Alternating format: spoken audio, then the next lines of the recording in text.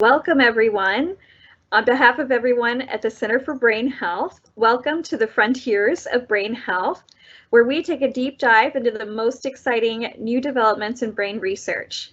So thank you all for joining us this Friday. My name is Dr. Lori Cook, and I serve as the Director of Clinical Research here at the Center for Brain Health, and am so pleased to be able to introduce our wonderful speaker today, Dr. Lin Lin. Now, really quick, we will have a few minutes at the end today to answer some of your questions. So those of you who do want to ask some questions, please do, but use the Q&A function here on Teams, and we'll get to as many of your questions at the end as we can. And also, this presentation will be recorded and available on our Center for Brain Health YouTube channel later. Okay, so for those of you who are not familiar with us, the Center for Brain Health is a cognitive neuroscience research center of the University of Texas at Dallas. And we've dedicated the last 3 decades to exploring neuroplasticity and the brain's amazing lifelong potential to get stronger and work better. So please stay till the end to hear about our groundbreaking research study, the Brain Health Project. Okay, so without further ado, I would love to introduce you to our speaker today, Dr. Lin Lin, who is joining us from the University of North Texas. Now, I have had the pleasure of knowing Lin for several years now, and I think you'll find what she has to share so timely and of such high interest, especially for those of us who have really been thrown into the deep end with learning and technology in these last couple of years. So specifically, Dr. Lin's research looks into the intersections of the mind, the brain, technology, and learning. Specifically, she has published in areas including creativity, virtual reality, media multitasking, critical thinking, computational thinking, and even learning in virtual spaces. Now, Lin currently serves as the director for the Texas Center for Educational Technology and as the development editor-in-chief of the journal Educational Technology Research and Development at UNT. She also plays several other leadership roles in affiliated professional associations and really contributes at a high level to research in these areas around the country. Lin is also passionate about helping people develop and maintain curious minds and lifelong learning with cognitive exercises and new technologies. So really excited to hear what she has to share with us today. So please allow me to pass the torch to Dr. Lin. It is truly a pleasure to speak to you all today. The work at the Center for Brain Health is truly world-class. And for almost 10 years, since 2012, I have had the pleasure of communicating and collaborating with amazing scholars at the Center for Brain Health, Dr. Chapman, Dr. Cook, and Dr. Gamino, Dr. Krasik, Janet, Jensi. Thank you all very much. Before I move further, I also want to give my thanks to one of my mentors, Dr. Mike Posner. For over 10 years, he's continued to guide me on my discoveries in the intersections between the brain and technology.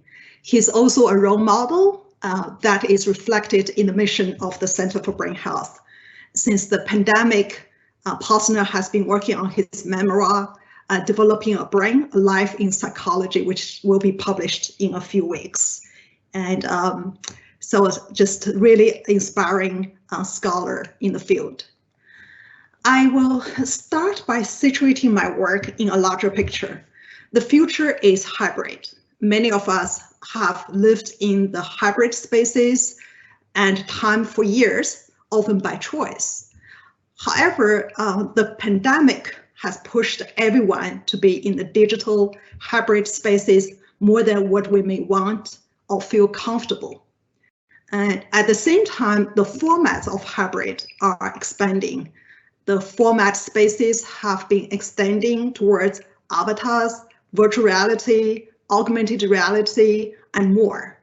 And we're not only experiencing the hybrid spaces and time, We are also experiencing hybrid brains, thoughts, and intelligences.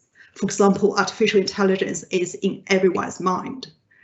All these have implications for learning, training, and performance.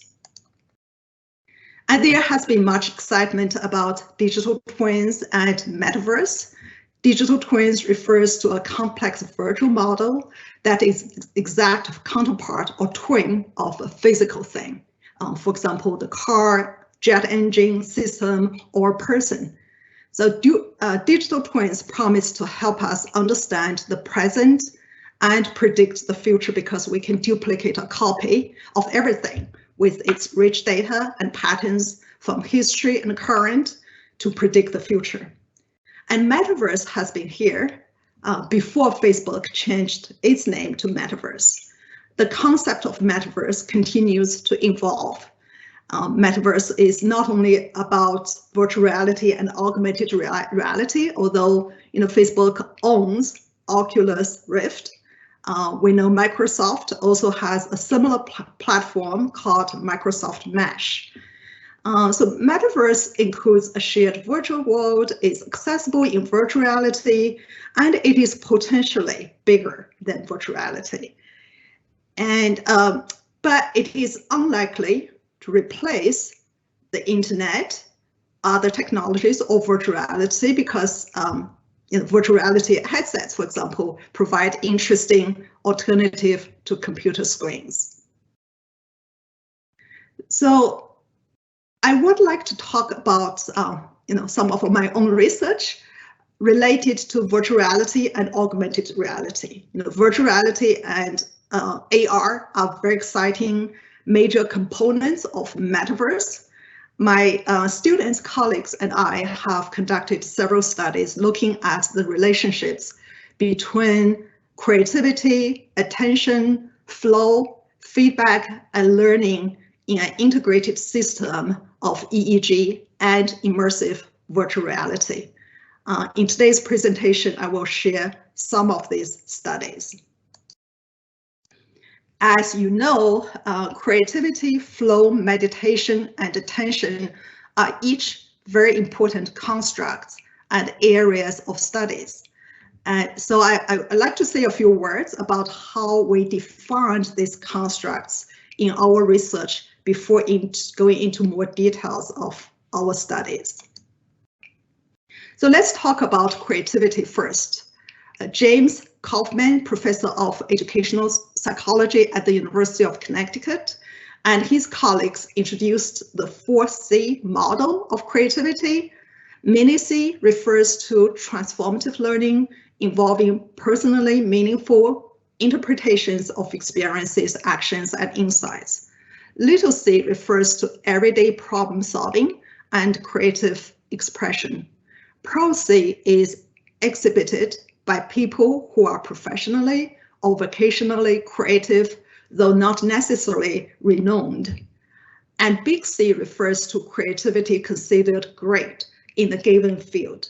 So we can always, we can immediately think about big C, for example, Pablo Picasso, Albert Einstein, Steve Jobs. They represent examples of what we would call big C. The contrast of the terms big C and little c has been widely used, and scholars have used a little c, big C model to review major theories of creativity. So what factors help to develop or improve creativity? Creativity not only involves creative behaviors, but also states of mind. And what types of mental states best foster the development of creative minds to create innovative ideas and products? This has been a very controversial question. Studies have shown that creativity depends on the ability to focus, the ability to perform.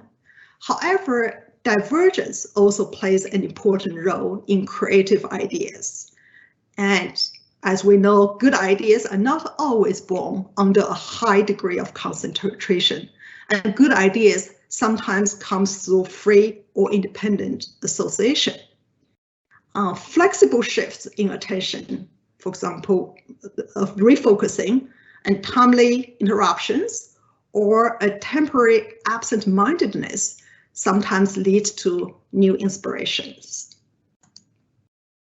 And creativity is associated with different forms of attention, yet it is not clear as to which aspects of creativity are related to which aspects of attention. And one's mental state is closely related to the creative performance. Studies have shown that people with high degrees of creativity are more autonomous, maybe introverted, emotional, stable, and full of vitality. Meditation, more and more studies have shown that meditation, a relaxed state of mind, significantly contributes to uncovering creativity, and meditation improves creativity. However, over-relaxation is not necessarily beneficial to creativity either. So a closely related concept of creativity is the concept of flow. You may know that Mihaly Csikszentmihalyi, who is the father of the concept of flow, recently passed away in October. Mihaly named the psychological concept of flow as a highly focused mental state conducive to productivity, creativity, and happiness in life. In his TED Talk, Mihaly asks, what makes a life worth living? Noting that money cannot make us happy, he looks to those who find pleasure and lasting satisfaction in activities that bring about a state of flow.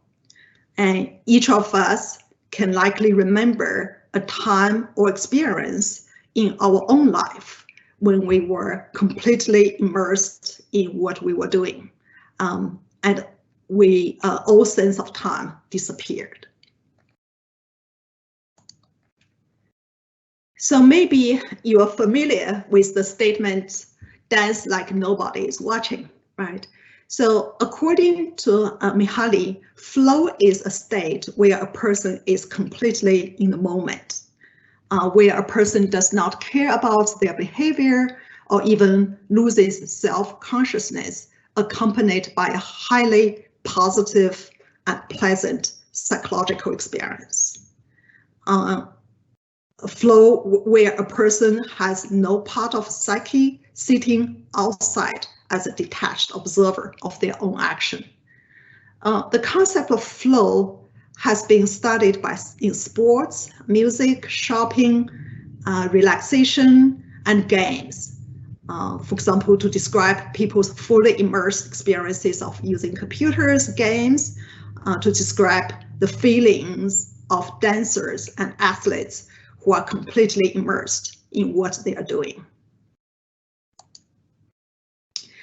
So now I'm going to share some of the details of the 3 connected studies conducted by my students, colleagues, and myself. In this first study, we explored the connections between an individual's creative behavior and their creative brain by asking each participant to design an open-ended virtual product in an integrated system consisting of virtual reality and brainwaves. We asked these questions. In the VR environment, are there any relationships between the individual's creativity, flow state, brainwave, as shown in the attention and meditation, and the quality of their virtual creative product? Are there different levels of attention and meditation among different behaviors? If so, what are the differences? And what are the levels of attention, meditation, and behavior among the participants with different creative products? And the integrated system of the VR and brainwave in the study was a combination of HTC Vive VR equipment and the NeuroSky brainwave equipment, as shown in this figure 1 here. And the integrated, we recruited 65 participants in this experiment during 3 consecutive Saturdays at the Fort Worth Museum of Science and History. However, during the experiment, some participants were not able to wear the EEG devices because of their earrings. Some participants did not stay for the entire experiment, and some participants dropped their EEG device. And there were different other reasons. As a result, we were only able to use data from 25 participants for this study. So among the 25 participants, there were 14 women and 11 men.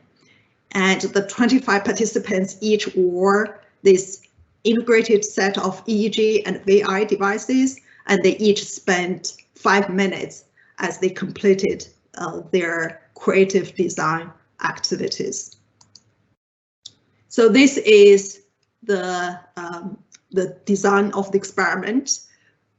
Participants each were asked to spend 5 minutes designing in the VR environment before they completed the flow state scale. So they did a creativity survey and also a creativity survey before and after the experiments. And their brain waves were captured by the EEG.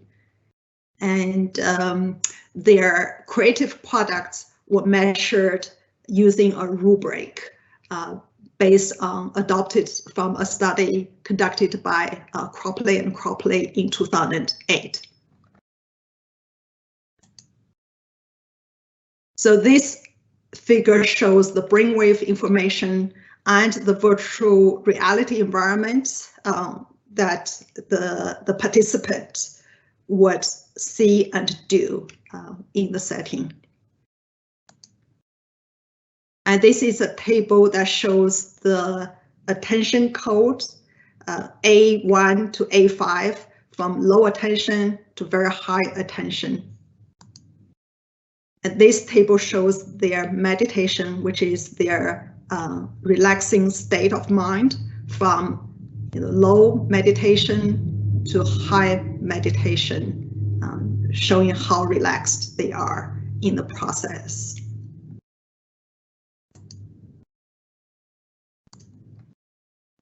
And this table is the analysis of the participants' behaviors or activities, their creative activities in the setting.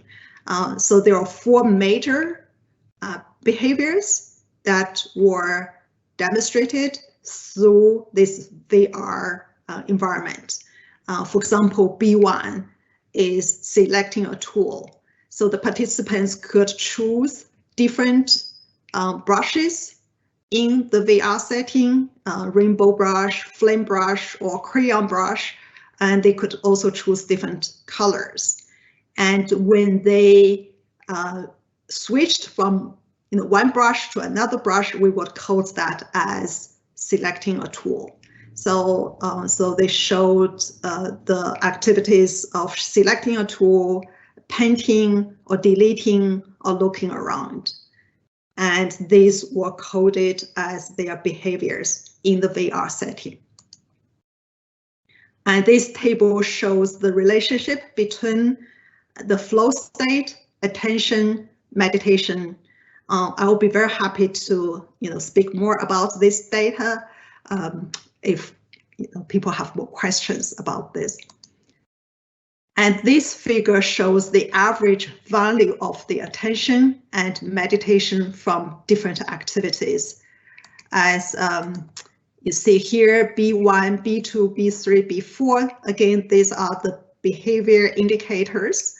And here, this line is the attention, the brain waves when they had B1 activity, their brainwave score, and this line shows the meditation score. So the findings of the study showed that a significant correlation between the individual creativity level and the state of flow, correlation between the state of flow and the quality of the creative product, and the correlation between the attention and the quality of the product. So these findings are not new. Research has shown, lots of studies have shown the correlation between these different constructs. What is new in our study is, number one, we are able to use this relatively new environment, which is virtual reality environment, and we were able to connect the virtual environment with EEG, the brainwaves, to document the connections between these constructs. So the sequential analysis showed that people with high product creativity have a higher attention value while maintaining a state of relaxation. So again, we were able to use a newer biomedical data to indicate the connections between these different constructs. Given a limited period of time, a higher level of product creativity can be achieved through persistent implementation, concentration, and by relaxed, both physically and mentally. So moving on to the second study. In this study, now that we have we were able to test the integrated system of virtual reality and EEG, we thought we would use this integrated system to look at some, a phenomenon. So this one was looking at comparing using virtual reality and the paper and pencil condition to see people's levels of creativity, flow, meditation, and attention. And this is, what the immersive VR setting would look like. And this picture shows what the participants in the virtual reality would be able to do. They have these digital tools, brushes, to create their products. So in this study, we asked the question, compared to the paper and pencil condition, does the immersive VR setting help the quality of an individual's creative product? And does the immersive VR setting help an individual get into the state of flow? And are there any observable or measurable differences of brainwave states of attention and meditation? So in this study, we recruited 60 undergraduate students to participate in this open-ended challenge to design a wearable technology functioning as a smartphone. So the participants were either in the immersive VR setting, 30 students were in the VR immersive setting, and 30 other students were in the paper and pencil setting. And surveys and EEG data were collected and used to understand to answer the questions. So this is the conceptual framework for this immersive VR creativity support system, the paper and pencil condition, and the VR condition. And we compared the two conditions, and we looked at the participants, their flow, attention, meditation, and creativity. And this is another look at how the study worked. So on the left, you see the participants using VR to create their wearable technologies. And on the right side, you see the participants using paper and pencil to draw their device.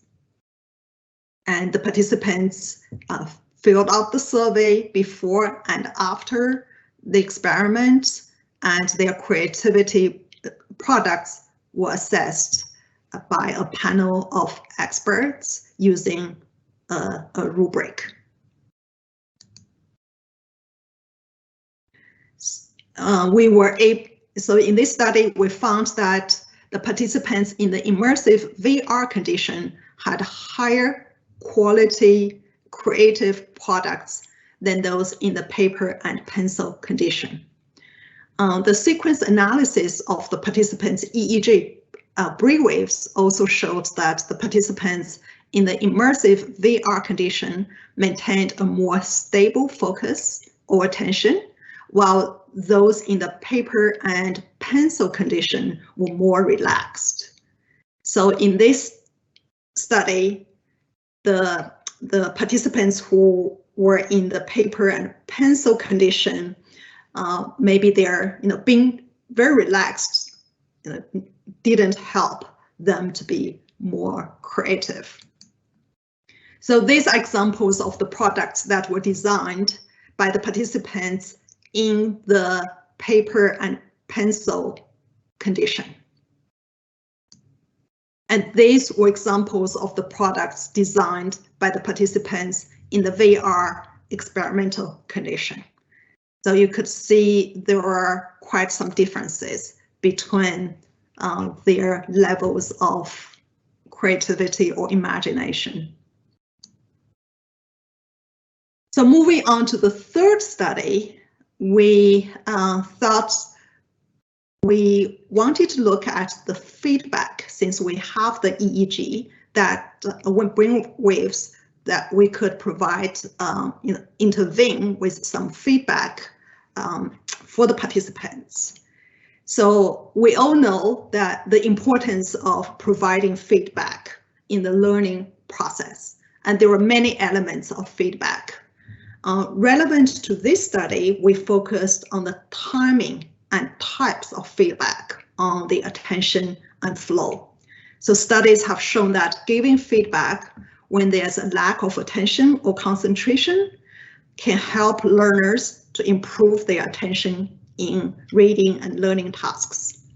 Giving feedback can increase the learner's attention level in textual knowledge learning activity.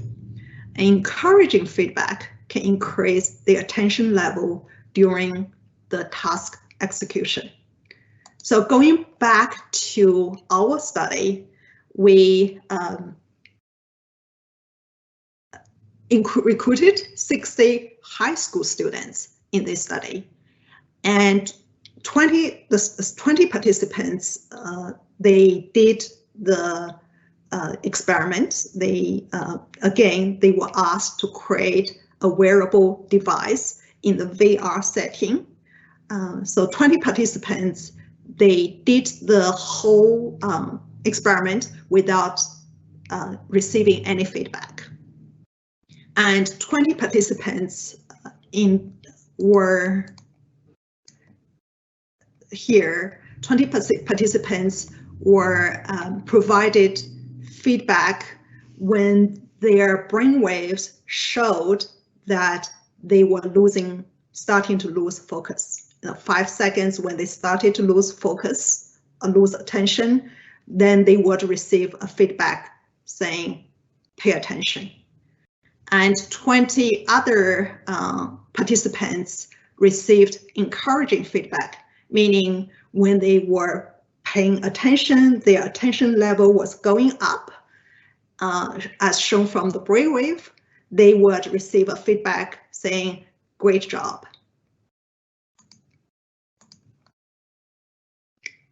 And the participants, they filled out the survey of their levels of creativity, before and after the experiment, and their creative products were measured by a panel of experts.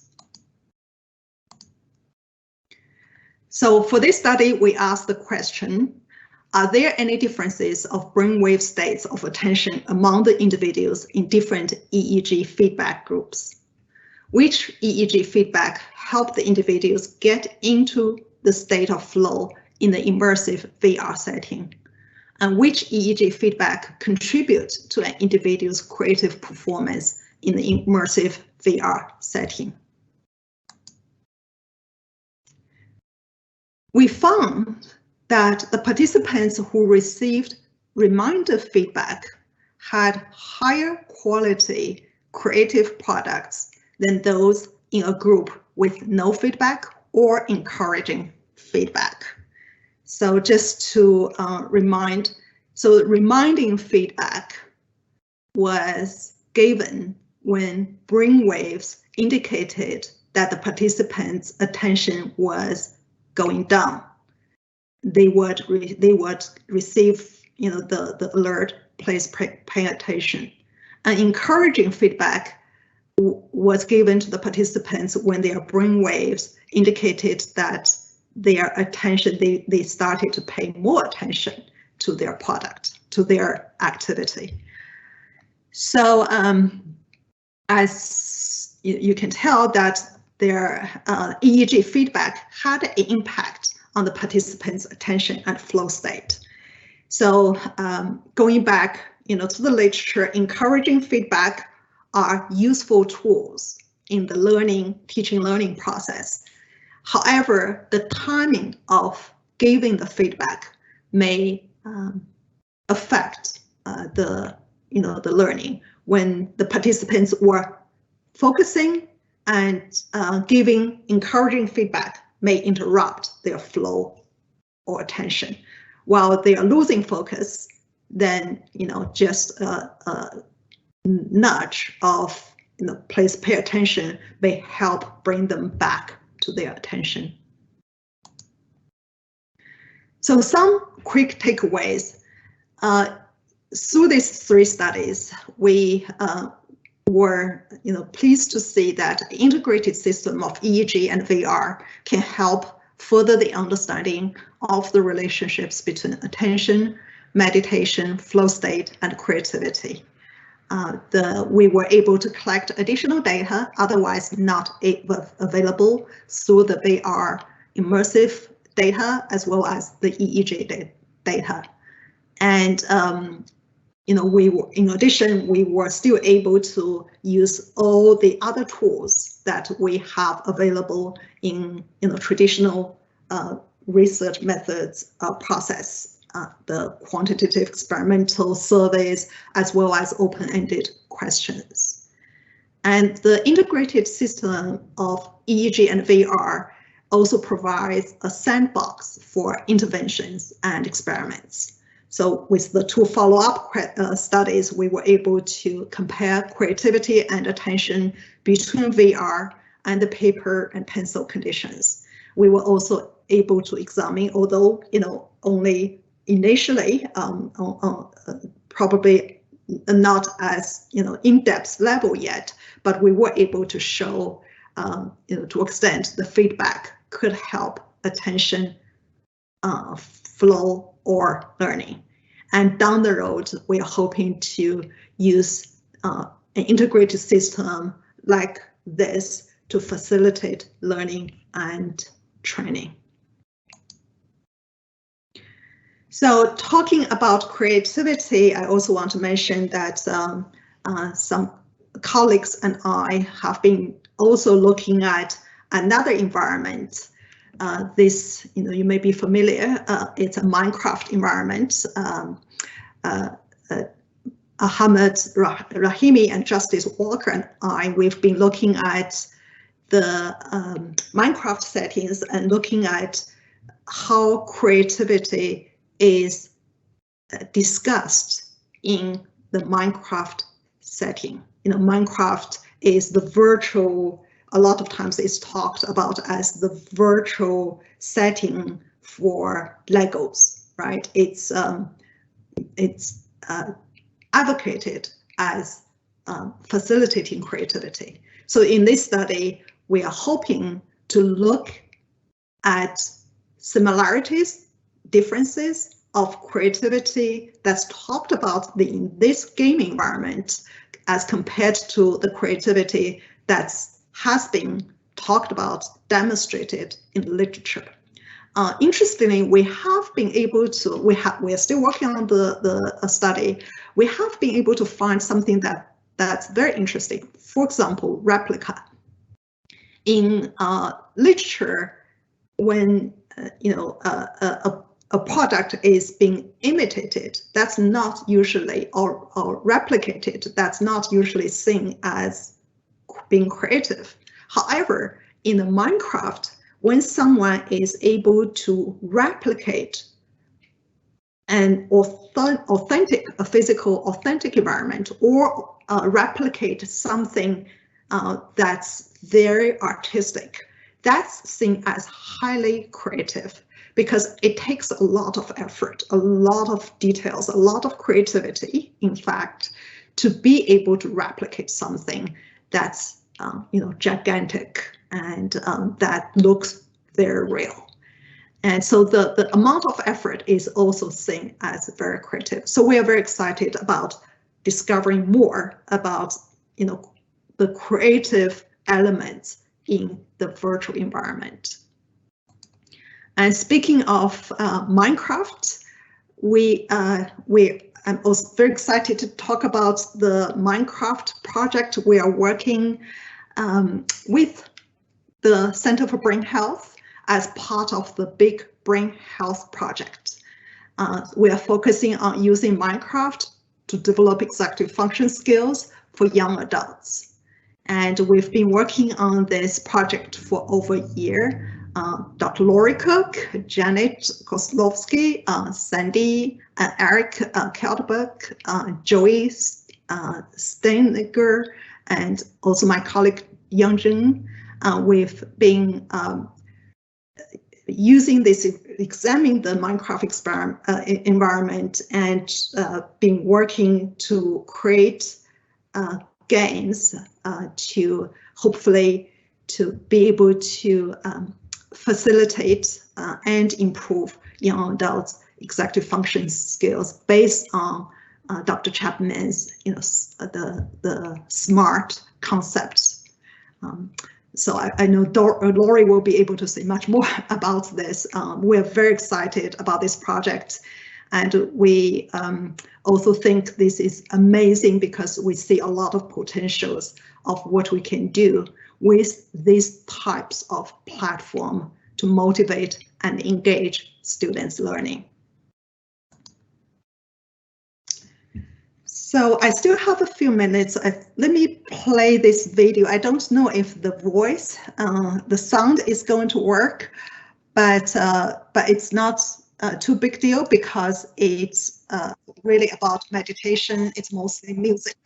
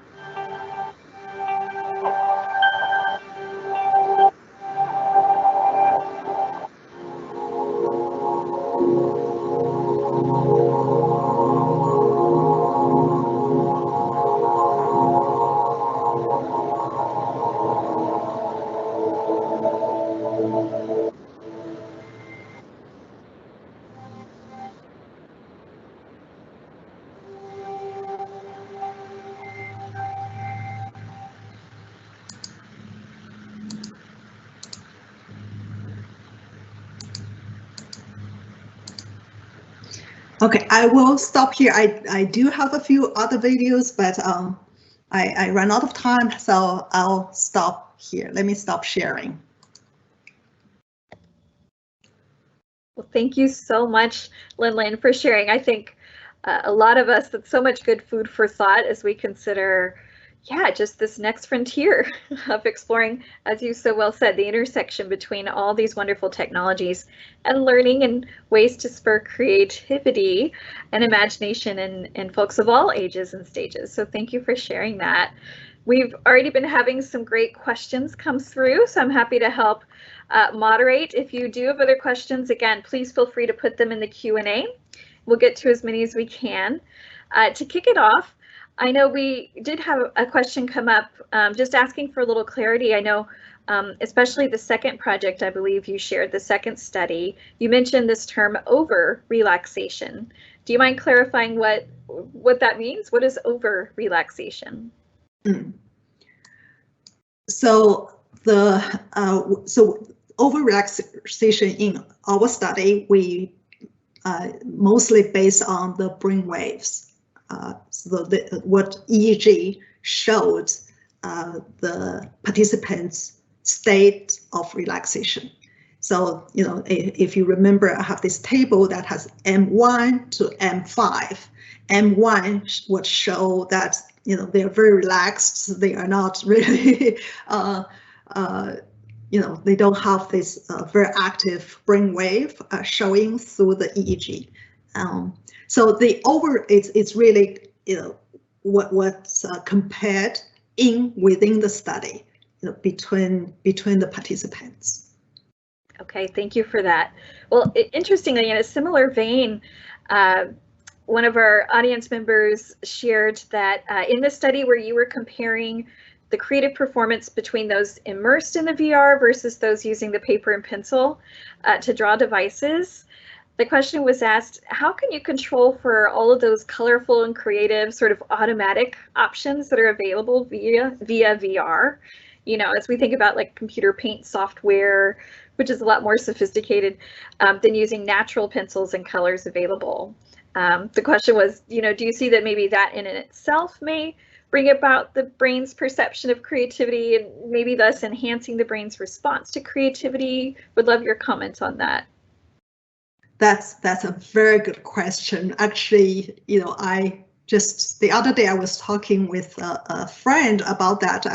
I felt just looking at, you know, when we did the study, we had to control the settings and make sure the people who were in the paper and pencil setting would receive the same thing, have the same thing as the participants who were in the VR setting. So they were provided these physical things, right? The image and the color pencils, while the people in the virtual setting, they had the digital brushes with all these colorful, tools, brushes as well.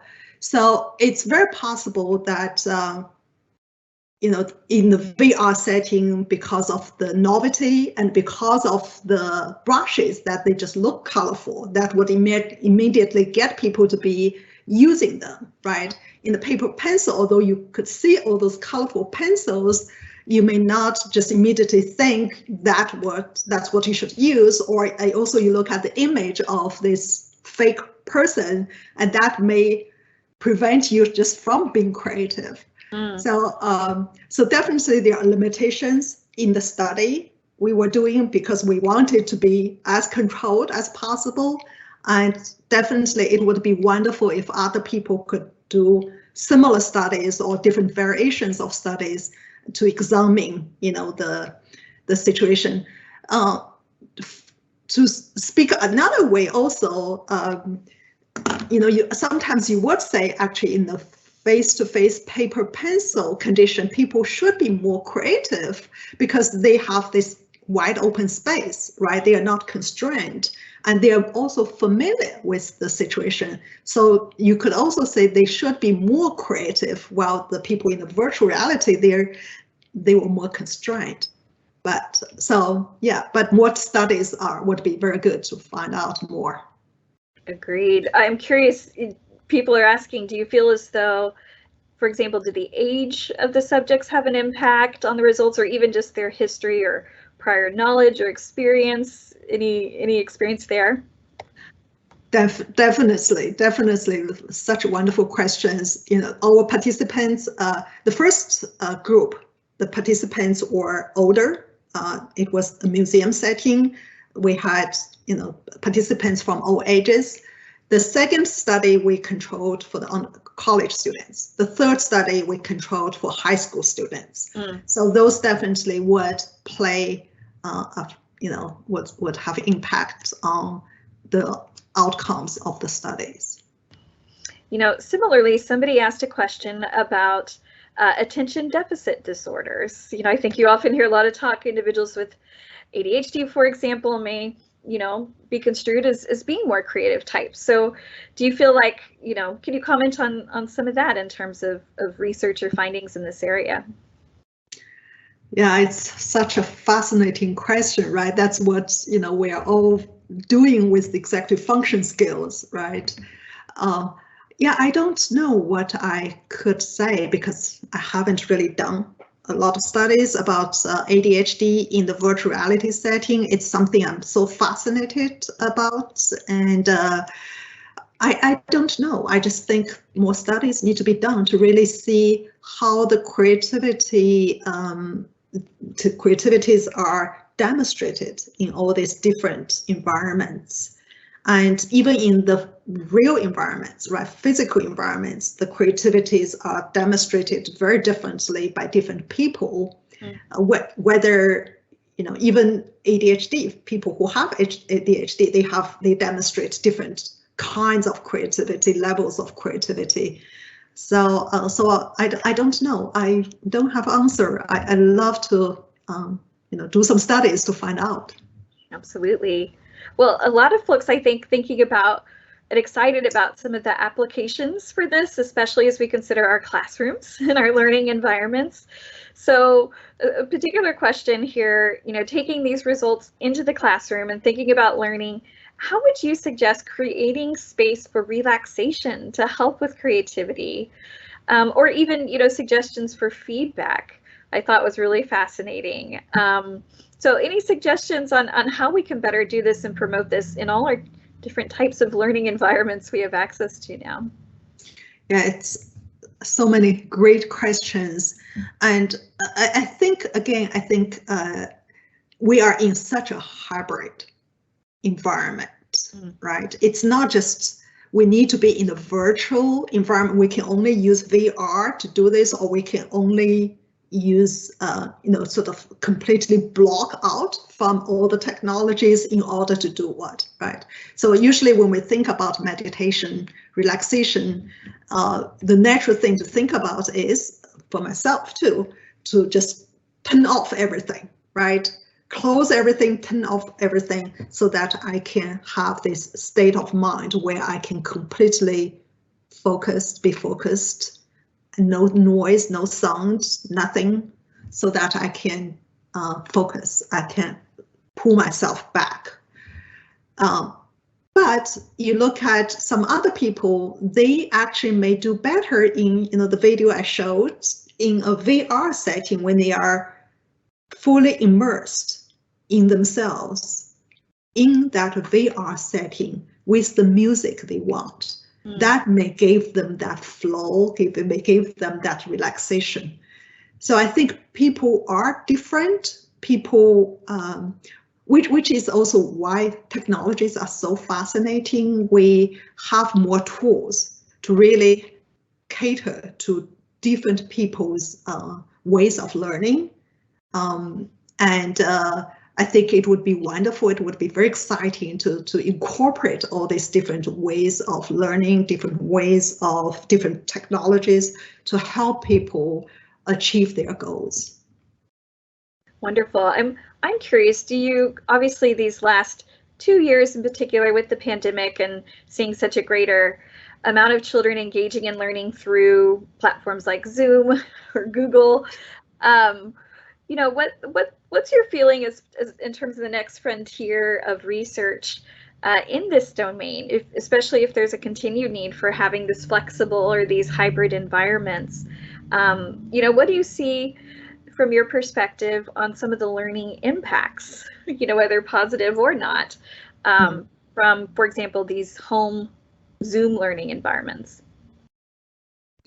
Yes, it's such a philosophical question in itself as well, right? I think the reason so many of us wanted our children to go back to school, because myself included, because last year they were all sitting looking at the screens, right? And that was not good for them for many reasons. And so I think on the one hand, the environments are moving towards hybrid. On the other hand, it's hybrid, it's not completely digital, right? So I think it's the combinations of being hybrid that are the things that we need to think about, right? And often, again, I think at least for myself, I need to actually be completely in the physical space, right? But I know the younger children, they may be happy just be completely in the digital space, and somehow, so there is this spectrum, and I struggle myself sometimes whether I should allow them to be in the digital space as much as they do, or whether I should pull them back into the physical space. Currently, my urge is always pulling them back into the physical space, right? You're on the screen too much, you're on the phone too much. So I think it's a continuous conversation. Sometimes I wish I could just say there is only 1 hour a day on the screen or on the digital device or on the technology. I think that's going to be harder and harder. But it is an important thing to keep thinking, keep in mind. And I think also just how to bring even more of the natural world back into their daily experience, and being outside, outdoors, and all that obviously can offer as well. Well, thank you, Lin Lin. Again, I think so many questions and curiosities that spur from this, but appreciate the continued work you're doing, and absolutely looking forward. Stay tuned when it comes to our collaboration on the Brain Health Project, in particular with our Minecraft, and especially thinking about how to better engage our young folks. So as a quick segue too, I mentioned stay till the end so you can hear a little bit more about the Brain Health Project. For those of you who are familiar with the center, you may know lifelong brain health is truly our shared mission here. And so consider the Brain Health Project. The power of research, it really truly lies in how we use it to make the world a better place. So we have launched this large-scale landmark study called the Brain Health Project, which will help everybody, everywhere, get proactive about maintaining and improving their brain's health and performance. So if you're interested in learning more about the Brain Health Project and possibly participating in it yourself, please just scan the QR code that's shown on the screen there, or you can visit our website at thebrainhealthproject.org. And on a housekeeping note, for those of you who attended the lecture today and are interested in receiving CEU credit, please feel free to email ceu@utdallas.edu.